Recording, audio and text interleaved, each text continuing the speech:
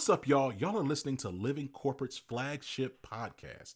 If you didn't know, Living Corporate helps organizations build employee engagement and market trust through data analytics and data transformation, our e-learning platform, and brand marketing storytelling. We're so excited for you to be here today. The conversation you're about to hear is going to connect the dots between employee experience and go-to-market effectiveness. If you're not ready, get ready. Here we go.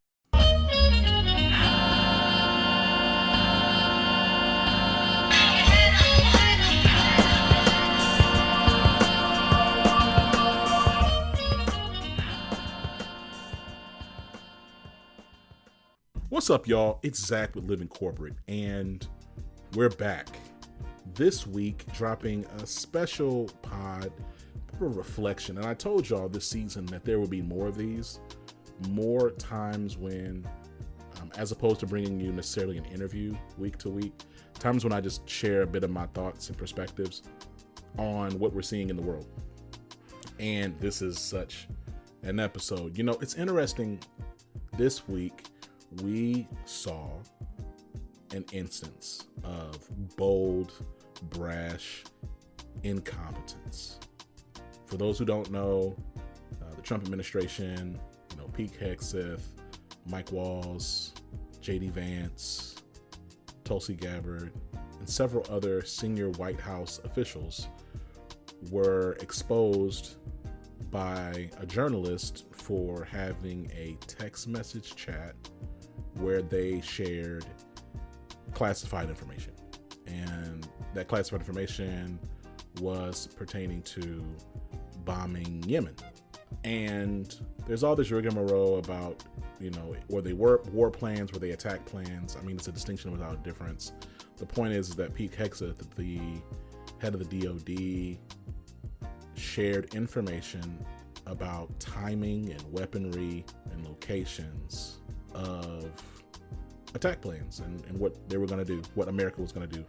The head of the CIA also was like, we're going to, from a CIA perspective, here's what we're going to do to stand up the government there. Afterwards, it was just crazy, spooky stuff. And we know this because a journalist was somehow added to that group chat, which is also crazy, right? Like, think about like all the group chats you have with your friends. Imagine like if somebody in that group chat added their mom, you'd be like, how did this happen, right? And yet they added somebody from the Atlantic, and that's how the story was shared with us. That's how we know about it. And this was like the latest moment, but there's been a series of instances really since Trump has come onto the scene in his first presidency, but certainly the second term has been insane, related to the concepts of competence and merit.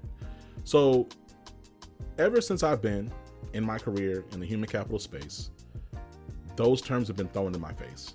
Competence, merit, competence, merit. Yeah, we need DEI, but it needs to have merit. They need to have merit.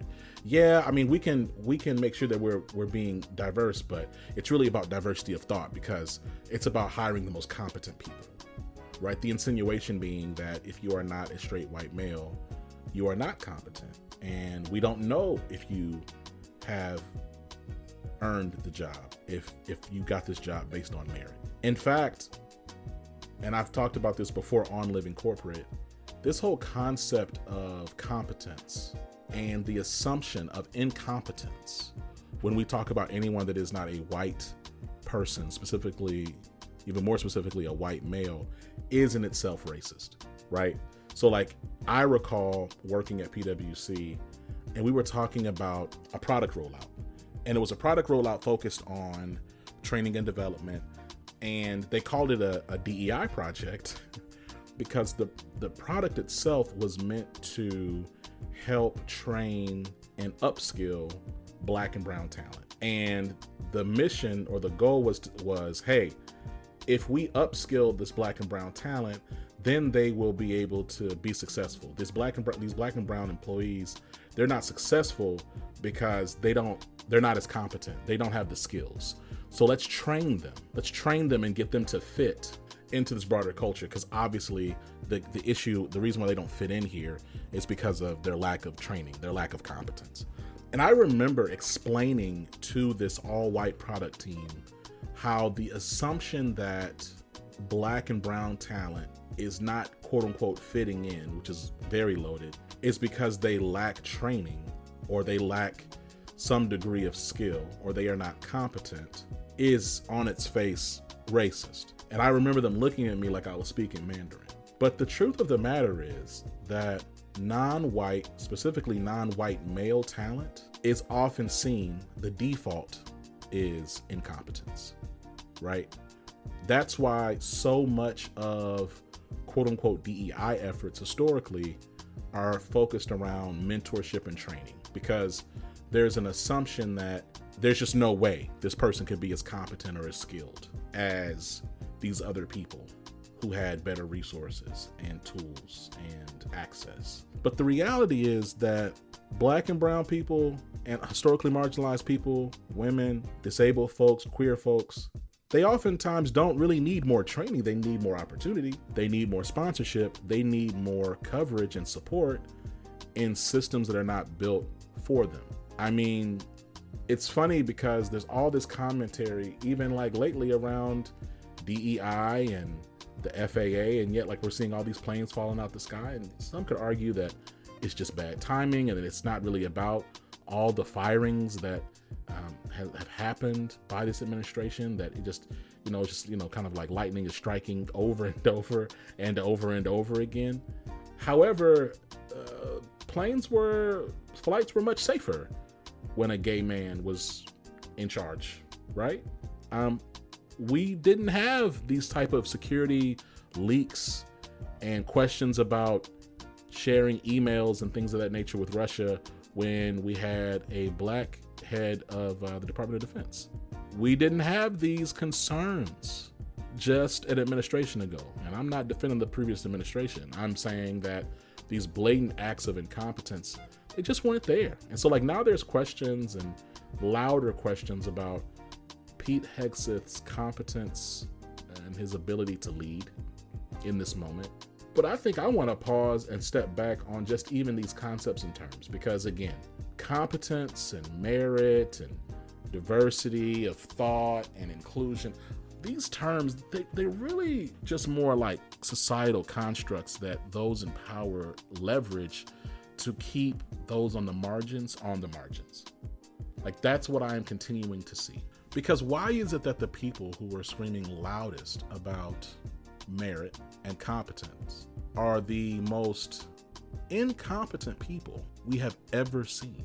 I mean, like, it's like idiocracy come to life. Like, this is ridiculous. And I hope that people who are seeing this, this be them entrepreneurs or folks who are in 9-to-5 jobs or folks who have side hustles or those who are aspiring professionals, that they would realize that wherever you are good enough. Self-improvement is important for the sake of just improving, and you want to learn the job. But this season continues to reinforce that it has really very little to do with what you know, and it's more about who you know and what you look like. And that's a sad, and some may say pessimistic assessment of this moment, but what else do you take from this? We're seeing people who are skilled, tenured experts in their fields of study being completely excommunicated from their jobs. Like, we're seeing layoffs that we've never seen before. We're seeing massive retractions in our innovation journey, in our roadmap to grow and progress. And we're also then seeing some of the stupidest, dunderheaded decisions that are resulting in us being less safe, right? I would hope that, again, this season will give you courage and hope and passion to pursue what it is you want to do for you. I think a lot of times black and brown folks specifically, especially black women, manufacture gates. Oh, well, I can't do that until I get this master. Well, I can't do that until I get this certification. Well, I can't do that until I get this doctorate. And I hope that you realize that, like, it's great to want to know, to learn. It's great to want to pick up new things and pick up new skills, and that's all great. You don't have to go broke doing that, and don't defer your dreams for it either. Whatever you're trying to do, go for it. Now, unless you're talking about open heart surgery or brain surgery or something like that, please don't go for it, right? Go to school. But, start that business. You're trying to write that book, like, just go for it. Because a lot of these things that we have been that have been reinforced to us, that we've been taught are the norm. They're the norm for us. And by us, I mean those on the margins. They are not the overwhelming norm, okay? And so often we dim our lights, we miss our windows of opportunity in the spirit of trying to satisfy some standard that those who are given that standard never honor. You know what I mean? I'll never forget, well, this is when I was working back at a consulting firm years ago, and I put together a PowerPoint presentation. And I put it together, and it was a draft, you know, and for those who don't know, consultants, all we do is make decks all day. It's true. Like, we just make a ton of decks. And my manager, who was not very competent, to be very clear, like but she was senior to me, and you know, consulting is very hierarchical. Most consulting firms are very hierarchical. So this person was like, this is not very good. I was like, well, it's a draft. Oh, it's just a draft? I thought it was something you're gonna put in front of a client. And I said, well, it's a draft, but I mean, I put it in front of you, like I stand by the work I've put together. I said, show me your client ready deck. Show me your PowerPoint presentation, right? And you know, this thing was a mess, y'all. It had all kinds of weird transitions, and like the colors and fonts didn't match, and there were just weird shapes in different places. There were things that were misspelled. And I remember I said, so this is your standard? I looked at her, I said, this is your standard? She's like, yeah. And I said, okay. So then I pulled up my draft and I said, and you think that your standard is better than this we're looking at? And then she got quiet, and she decided to walk away, right? Needless to say, I wasn't on that project much longer, but I just want you to be careful about internalizing standards that other people do not honor, right? Like, they just don't. And we're seeing that in this moment, in this season.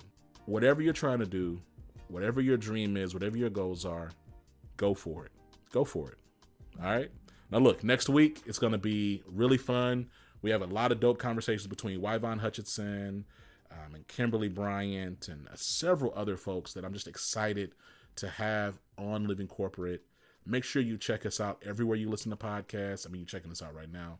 Tell your friend, tell your auntie, tell your boss, tell your coworker, you know what I'm saying? And we'll catch up with you soon. Peace. Living Corporate is a podcast by Living Corporate LLC. Our logo was designed by David Dawkins. Our theme music was produced by Ken Brown. Additional music production by Antoine Franklin from Musical Elevation. Post-production is handled by Jeremy Jackson. Got a topic suggestion? Email us at livingcorporatepodcast@gmail.com. You can find us online on Twitter, Facebook, Instagram, and living-corporate.com. Thanks for listening. Stay tuned.